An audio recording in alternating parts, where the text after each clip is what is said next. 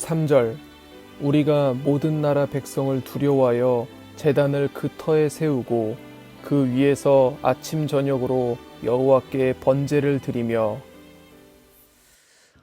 이사야 45장 7절 말씀에 이런 말씀이 있습니다.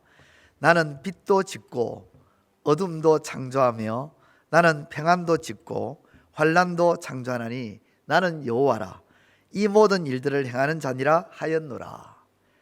하나님은 빛도 어둠도 평안도 환난도 창조하십니다. 하나님은 모든 일들을 행하시는 분이라고 말씀합니다. 따라서 하나님은 행하지 않는 일이 없다는 것입니다. 오늘 본문에서 보면 무리가 두려움으로 제사를 드립니다. 예배를 드리기 시작합니다. 그 말씀이 3절에 나옵니다. 무리가 모든 나라 백성을 두려워하여 제단을 그 터에 세우고 그 위에서 아침 저녁으로 여호와께 번제를 드리며. 이 무리가 두려운 마음을 가진 것은 하나님께서 그렇게 하신 거예요. 왜냐하면 앞서 이사야 45장 7절 말씀을 언급한 것처럼 하나님은 모든 일들을 행하시는 분이기 때문입니다. 그러므로 하나님은 두려움을 주시는 분이십니다.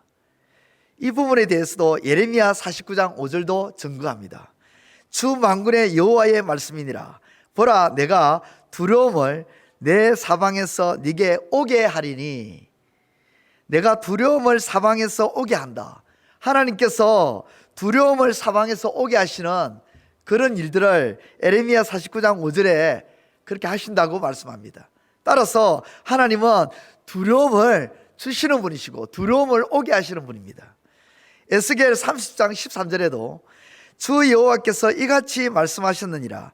내가 그 우상들을 없애며 신상들을 높 가운데에서 부수며 애굽 땅에서 왕이 다시 나지 못하게 하고 그 땅에 두려움이 있게 하리라. 주 여호와께서 두려움이 있게 하리라. 하나님께서는 두려움이 있게 하시는 것입니다.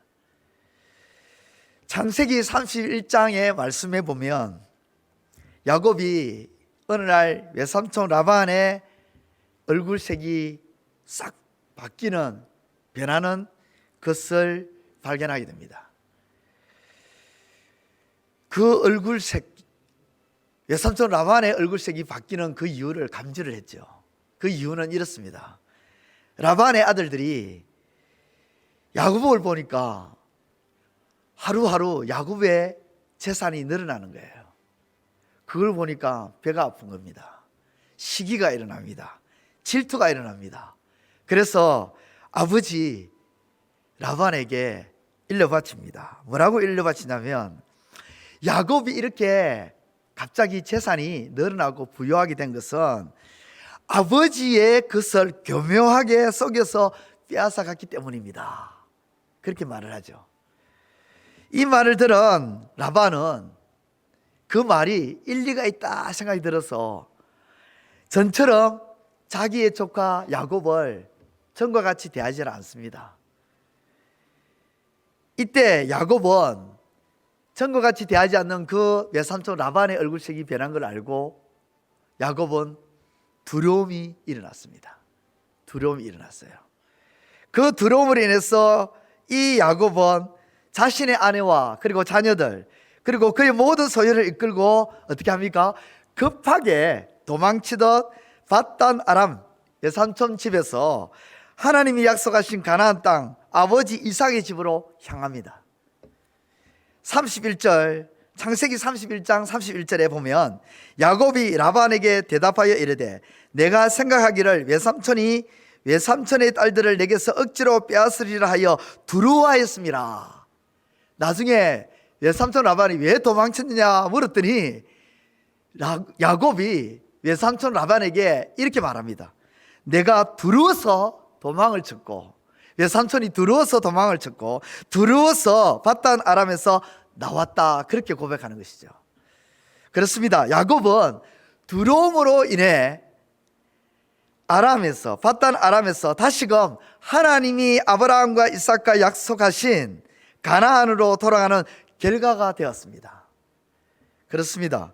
하나님이 주신 두려움은 망하게 하는 두려움이 아닙니다. 하나님이 주시는 두려움은 회복시켜 주시는 두려움입니다. 하나님이 주시는 두려움은 돌이켜 바로 가게 하는 두려움이라는 것이죠. 자동차 핸들이 있습니다. 요즘은 웬만하면 일가족 1자동차잖아요. 그렇죠? 더 표현한다면 1인 1차라 이렇게 요즘은 그렇게 표현하는데요. 자동차 핸들 모르는 분들이 없습니다. 핸들은 가야 할 방향을 바르게 가게끔 해주는 그런 장치입니다. 핸들은 자동차 핸들이 오른쪽으로 돌리면 차는 당연히 오른쪽으로 갑니다. 오른쪽으로 돌리는데 왼쪽으로 가는 자동차는 없습니다. 왼쪽으로 돌리면 차는 왼쪽으로 갑니다. 하나님이 주시는 이 두려움이 마치 자동차 핸들과 같이 가야 할 방향을 잡아준다는 것입니다.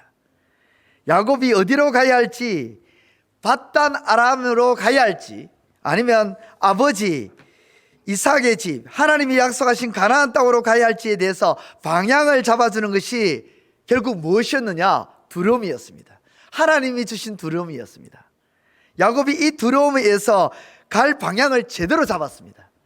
그렇습니다. 하나님이 주시는 두려움은 돌이켜 바로 가게 하는 두려움입니다. 인생의 방향을 어디로 향해야 할지 알게 해주시는 그런 두려움입니다. 야곱뿐만 아닙니다. 라반에게도 이 두려움이 생겼는데요. 라반은 야곱이 도망쳤다는 것을 알게 됩니다. 뒤늦게 알게 된 라반은 사람들을 데리고 부랴부랴 야곱을 쫓아옵니다. 이때 하나님은 라반에게 무엇을 줍니까? 두려움을 심어줍니다. 그 두려움으로 인해서 라반은 야곱을 쫓아왔지만 어떻게 손을 쓸 수가 없었습니다.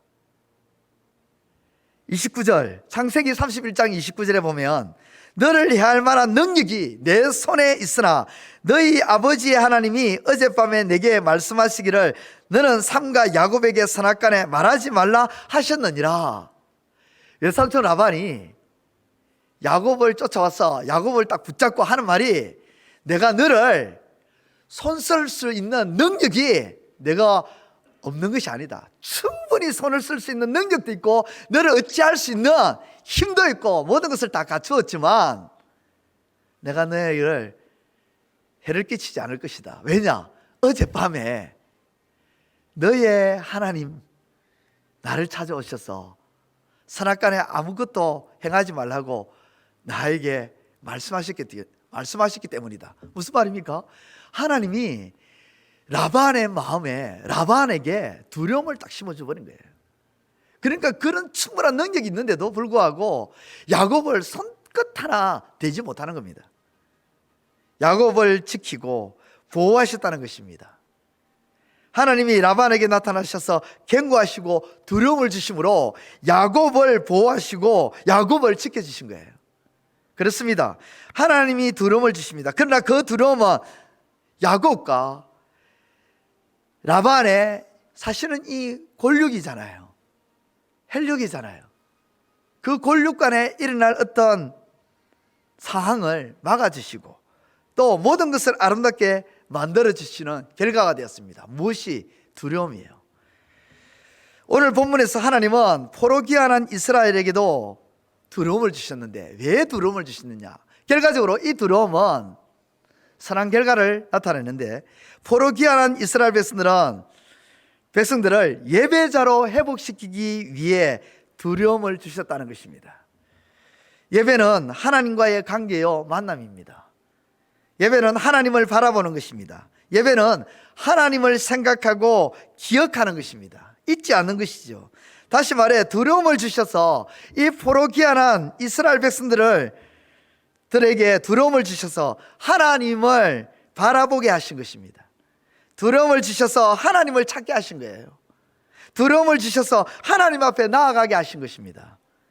시편 42편 5절에 보면 내 영혼아 네가 어찌하여 낭망하며 어찌 내 속에서 불안하여 하는고 너는 하나님만 바라라. 그 얼굴의 도우심을 인하여 내가 오히려 찬송하리로다.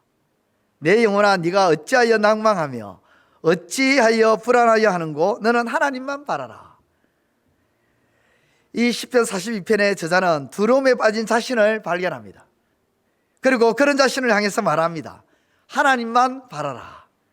하나님만 쳐다보라고 합니다. 그렇습니다. 두려움에 처한 자신을 보면서 비로소 하나님을 발견합니다. 두려움이 하나님만 생각하게 하고 하나님만 바라보게 했습니다. 두려움이 하나님께 시선을 돌리게 했다는 것입니다. 오늘 본문에도 이 무리는 포로기한한 돌아온 자들이죠. 3절에 이 포로기한한 자가 모든 나라 백성을 두려워합니다. 그 두려움으로 인해서 어떻게 됩니까? 제단을 그 터에 세우고 그 위에서 아침 저녁으로 여호와께 번제를 드리며 하나님을 바라봅니다. 하나님을 찾습니다. 하나님께 시선을 두고 있습니다. 그래서 하나님이 주시는 두려움은 마치 보물과 같습니다. 왜냐하면 두려움을 통해서 최고의 보물이 무엇인지를 깨닫게 되는 것이죠. 두려움을 통해서 하나님을 생각하고 하나님을 바라보고 하나님께 시선을 돌리면서 아 맞다, 우리에게는 전능하신 하나님이 계시는구나. 우리에게는 이보다 더 우리를 보호해 줄 만한 그 어떤 존재가 없고 오직 하나님이 계시는구나. 보물을 발견하게 되죠. 그러므로 하나님이 주시는 두려움은 기회입니다. 하나님을 찾고 하나님을 바라보며 하나님 앞에 나아가게 하기 때문에 두려움은 기회입니다. 하나님이 두려움을 줄 때 우리는 어떻게 해야 될까요? 하나님만 바라보아야 합니다. 시편 62편 1절과 5절 나의 영혼이 잠잠히 하나님만 바라며 나의 구원이 그에게서 나오는도다. 잠잠히 하나님만 바라며 나의 구원이 그에게서 나오는도다. 시편 62편은 다윗이 왕의 자리에서 축출하려는 반역자들의 맹렬한 공격 속에서 두려움에 처했을 때에 표현했던 말씀입니다. 그 두려움 속에서 다윗은 하나님을 향한 절대적인 신뢰와 함께 하나님을 바라본다고 고백합니다. 다윗도 두려움 속에서 하나님만 바라본다. 잠잠히 하나님만 바라본다. 그러면 구원이 그에게서 나오는도다. 그 고백을 합니다. 미국의 페리 노벌 목사님도 이렇게 표현했습니다. 두려움과 걱정을 극복하는 최선의 방법, 하나님을 바라보는 것이다. 사랑하는 성도 여러분, 오늘도 우리에게 주어진 이 하루의 삶, 하나님이 허락해 주신 이 하루의 삶을 살아갈 때에 여러 가지 많은 일들을 경험하면서 그 가운데에는 두려움이 없는 일들도 있겠지만 때로는 내게 두려움을 주고 불안감을 주고 걱정을 주고 염려를 주는 그런 일들이 있을 것입니다. 그럴 때 저와 여러분들이 어떻게 해야 될까요? 그 일은 하나님께로 시선을 두어야 된다. 그걸 해결하는 방법은 하나님을 바라보고 하나님을 생각하는 것, 그거밖에 없다는 것입니다.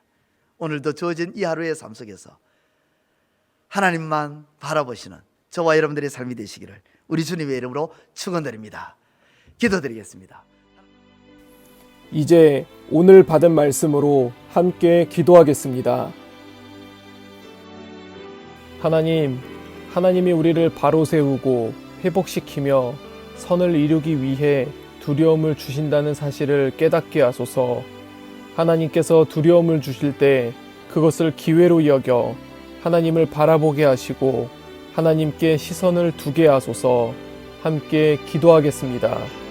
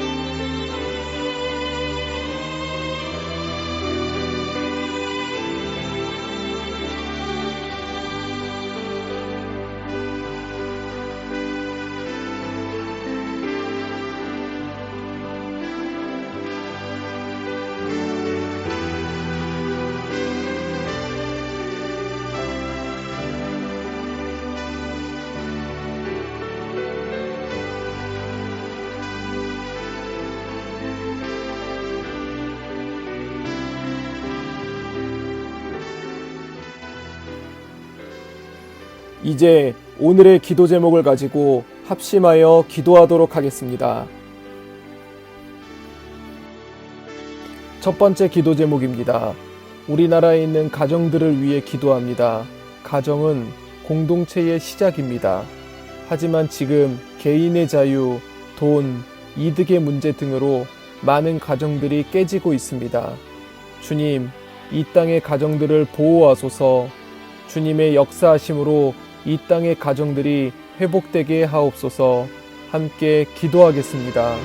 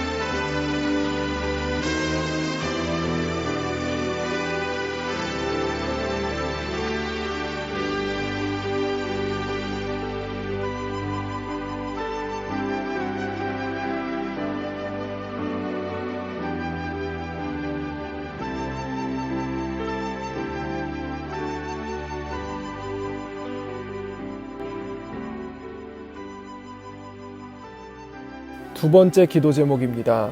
부모들을 위해 기도합니다. 이 땅에서 부모의 짐은 너무나도 무겁습니다. 감당하기 벅찰 정도로 힘든 것이 부모가 짊어져야 할 무게입니다. 주님, 이들에게 위로와 평안을 주시고 가정을 세우는 것이 짐이 아니라 하나님 안에서 누리는 기쁨이라는 것을 깨닫게 하옵소서. 함께 기도하겠습니다.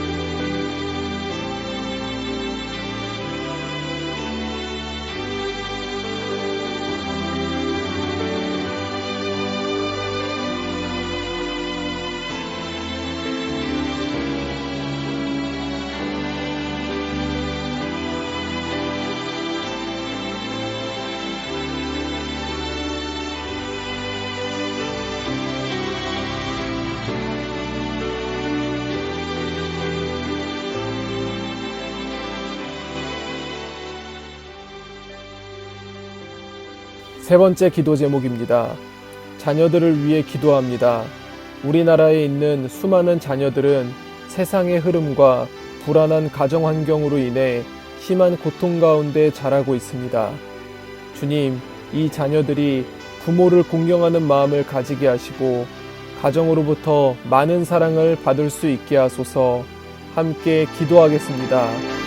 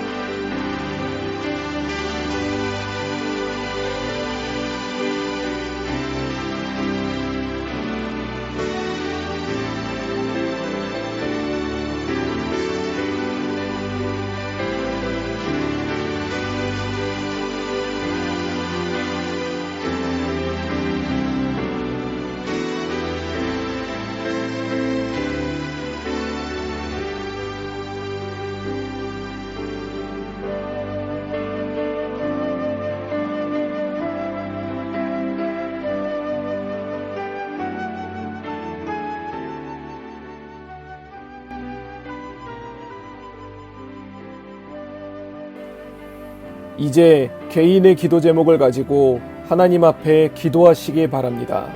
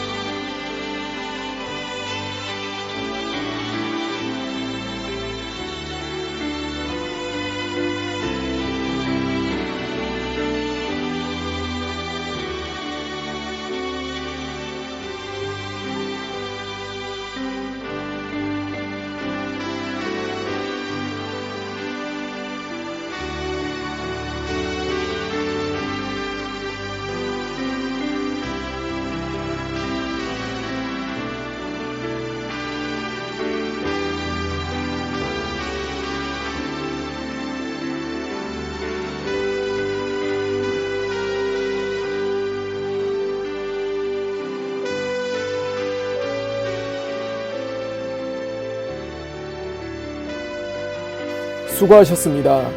오늘도 하나님의 인도하심 가운데 승리의 하루를 보내시는 우리 재건부평교회 모든 성도님들이 되시기를 주님의 이름으로 축복합니다.